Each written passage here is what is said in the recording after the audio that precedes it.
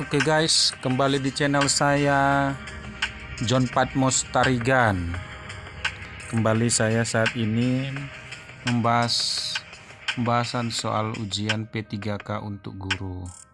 Ya, kali ini untuk guru PGSD atau guru kelas SD ya. Jadi kita akan belajar bersama-sama ya, karena saya juga guru SD. Saya akan bertukar pengalaman, pendapat kepada teman-teman, saudara-saudara sekalian. Baik ya, jadi kali ini kita membahas kompetisi teknis P3K 2021 guru SD ya. Baik, langsung ke nomor 1 ya. Jadi untuk ujian P3K guru SD itu ada beberapa bidang studi: IPA, IPS, Bahasa Indonesia, dan PKN ya. Jadi semuanya harus kita pelajari dengan baik. Baik, ini langsung saja nomor 1 ya. Saya bacakan. Hukum Newton 2 menjelaskan tentang A. Pengaruh gaya terhadap posisi benda, B. Hubungan usaha dan percepatan, C. Pengaruh gaya terhadap percepatan benda, D. Pengaruh gaya terhadap kecepatan, E. Pengaruh gaya terhadap tekanan. Jadi di sini kita perlu memahami hukum Newton itu ada 3 ya. Jadi perlu kita pahami satu persatu jenis dari hukum Newton ini. Yang hukum Newton yang pertama itu yang di tengah ini ada catatan saya. Hukum Newton 1, jika resultan gaya pada suatu benda sama dengan 0, maka benda yang diam akan tetap diam dan benda yang bergerak akan tetap bergerak dengan kecepatan tetap selama tidak ada gaya eksternal yang mengenainya. Ya, hukum Newton 2, percepatan sebuah benda sebanding dengan gaya yang bekerja pada benda dan berbanding terbalik dengan massa benda. Jadi hukum Newton yang ketiga, untuk setiap aksi selalu ada reaksi yang sama besar dan berlawanan arah, atau gaya dari dua benda pada suatu sama lain selalu sama besar dan berlawanan arah. Gaya aksi dan reaksi dari dua benda memiliki benda yang sama dengan arah berkebalikan dan segaris. Jadi jawabannya sudah jelas, itu adalah C. Rumusnya itu A sama dengan F per M ya. A itu percepatan, F itu gaya, B itu massa ya. Jadi kawan-kawan, kita perlu memahami hukum Newton. Lanjut nomor berikutnya. Berikut ini yang merupakan kalimat yang mengandung perluasan makna adalah ya. A. Ibu, tolong ambilkan seragam di lemari. B. Adik, kamu jangan pergi sebelum ayah pulang. C. Kakak beradik tak boleh saling bertengkar, itu tidak baik. D. Ibu guru memberikan nilai C karena Anto sering terlambat mengumpulkan tugas. Jadi kita harus memahami apa itu yang dimaksud dengan perluasan makna. Jadi perluasan makna adalah proses pemaknaan suatu contoh kata dasar yang semula bermakna khusus menjadi bermakna umum atau luas ya. Ini saya kasih contohnya. Contoh itu kata kepala ya. Kepala itu semula makna kata ini adalah sebuah bagian tubuh yang ada di bagian atas. Namun makna kata ini diperluas menjadi pemimpin atau ketua suatu lembaga. Jadi jawaban A itu ibu tolong mengambil. Nah, ibu makna kata ini awalnya adalah sebagai sebutan untuk orang tua yang telah melahirkan seorang anak. Nah, makna kata ini selalu mengalami perluasan, maka menjadi sebutan bagi wanita yang lebih tua atau dihormati. Ya, jadi jawabannya adalah D ya, ibu guru ya.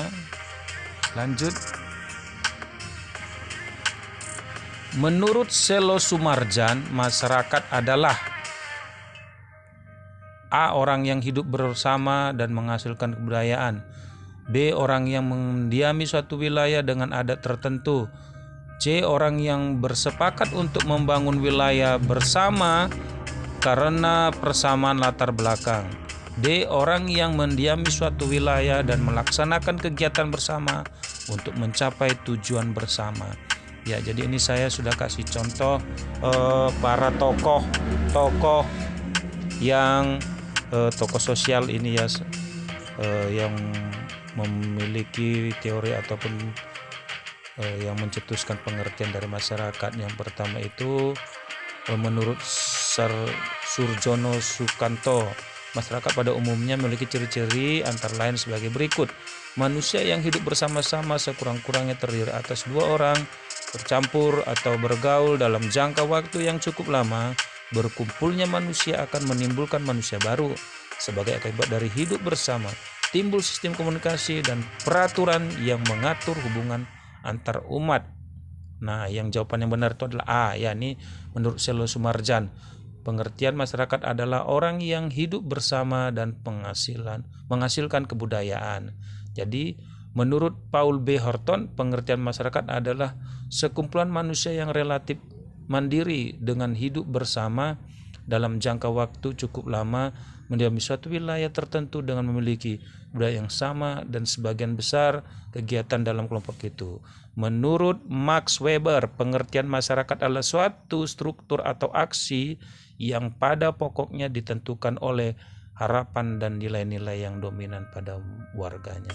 Jadi saudara-saudara, rekan-rekan, bisa saja ini pengertian masyarakat bisa saja nanti di dalam soal itu menurut Surjono Sukanto ataupun menurut Paul B. Horton ataupun Max Weber ya. Jadi perlu kita ingat, sama seperti ini tadi ya, hukum Newton ini ada yang bisa nanti hukum Newton itu ada yang bisa diminta hukum Newton 1, 2 ataupun 3. Jadi perlu kita pahami bersama-sama. Lanjut, pejabat itu tidak diberi amplop, maka segala urusan akan dibantu olehnya. Kata amplop pada kalimat ini mengandung makna ya, ini majas ya. Jadi kita perlu pahami satu-satu makna dari pilihan-pilihan A sampai E ini. Ya, bisa saja nanti yang diminta sinestesia ataupun perbandingan, penyempitan makna ataupun perluasan makna. Ya, jadi kita perlu memahaminya ya. Sinestesia itu ungkapan yang berhubungan dengan suatu indera untuk dikenakan kepada indera lain. Contohnya itu betapa sedap memandang gadis cantik yang selesai berdandan. Ya, suaranya terang sekali ya. Jadi sedap itu sebenarnya untuk indera pengecap, tapi dibandingkan dengan berhubungan dengan penglihatan dihubungkan ya. Yang majas perbandingan ialah majas yang sering digunakan untuk membandingkan suatu objek dengan objek lainnya melalui proses pelebihan dan penyamaan. Dalam majas perbandingan terdapat subjeni ya. Majas asosiasi merupakan perubahan makna kata yang terdiri karena persamaan sifat ya. Kata amplop, makna kata asalnya berarti tempat untuk memberi uang, sedangkan makna baru itu untuk suap ataupun sogokan. Jadi jawaban yang benar itu adalah A. Jadi, dan perlu kita pahami juga penyempitan makna itu ya, suatu kata apabila makna suatu kata lebih sempit cakupannya daripada makna asalnya. Kata sarjana, makna asalnya berarti cendekiawan ya, sedangkan makna dari diberi berarti gelar dari lulusan sebuah universitas. Perluasan makna tadi sudah kita bahas ya. Eh, ya, jika 36 pekerja penghasilan menghabiskan persediaan makanan selama 10 hari. Jika pekerja ditambah 4 orang, maka persediaan makanan akan habis berapa hari ya. Jadi ini semakin banyak pekerja ya, semakin banyak pula semakin cepat pula persediaan makanan habis ya. Dan ini awalnya 36 pekerja ditambah 4 orang jadi 40 ya. Jadi ini adalah perbandingan terbalik. Jadi kita langsung saja 36/40 ya. 40 itu dari 36 ditambah 4 ya. Jadi ini 36 sama dengan X per 10. Jadi yang diminta adalah X berapa lama habis. X 36 dikali 10/10 sama dengan X sama dengan 4, 9 hari. Jawabannya adalah E. Kalimat di bawah ini yang bukan bermakna konotatif. Ya. Apa itu makna konotatif ya? Ya. Makna konotatif adalah makna yang tak sebenarnya. Contohnya itu darah biru.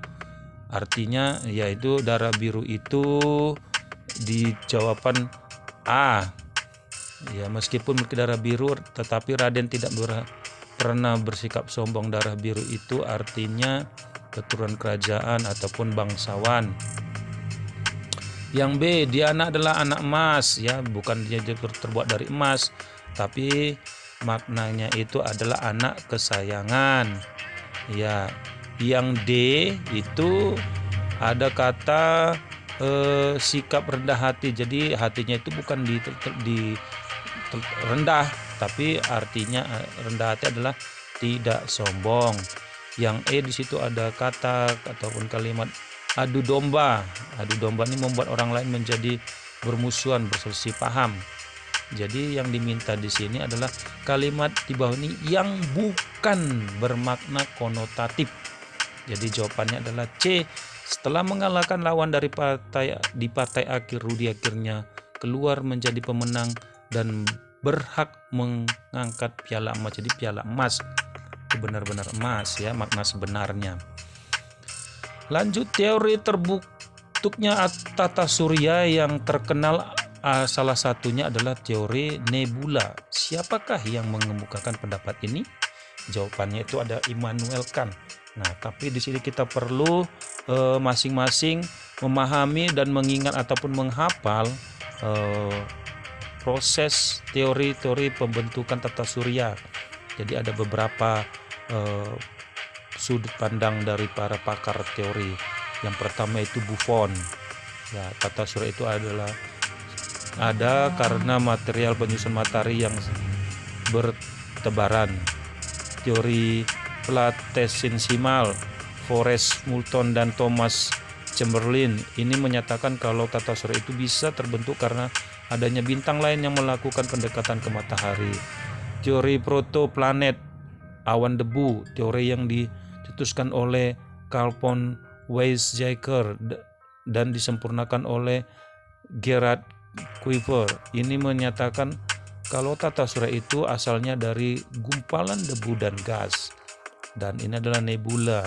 Teori yang dikemukakan oleh Immanuel Kant dan Pierre Marcus de Laplace ini menyatakan bahwa tata surya ini berasal dari sebuah kabut. Kabut ini tersusun dari debu, es, dan gas dengan kandungan hidrogen yang tinggi di dalamnya. Nah, kabut ini disebut dengan nebula. Teori bintang kembar, teori yang dibawa oleh R.A. Littleton ini menyatakan bahwa salah satu bintang kembar tersebut ditabrak oleh bintang yang lain. Teori Big Bang, Observatorium Mount Wilson yang berada di Los Angeles, Amerika Serikat, saat itu digunakan oleh Edwin Hubble untuk melakukan pengamatan. Hubble mengamati bahwa langit yang saat ini ada akan terus berkembang. Sebelum Hubble melakukan pengamatan di tahun 1927, George Lemaître, seorang astronom dan fisikawan asal Belgia ini sudah terlebih dahulu mengupakan pendapatnya tentang teori Big Bang. Lanjut, akibat gerakan semu harian matahari seakan kita melihat matahari bergerak dari titik-titik ke titik-titik. Ya, jadi ada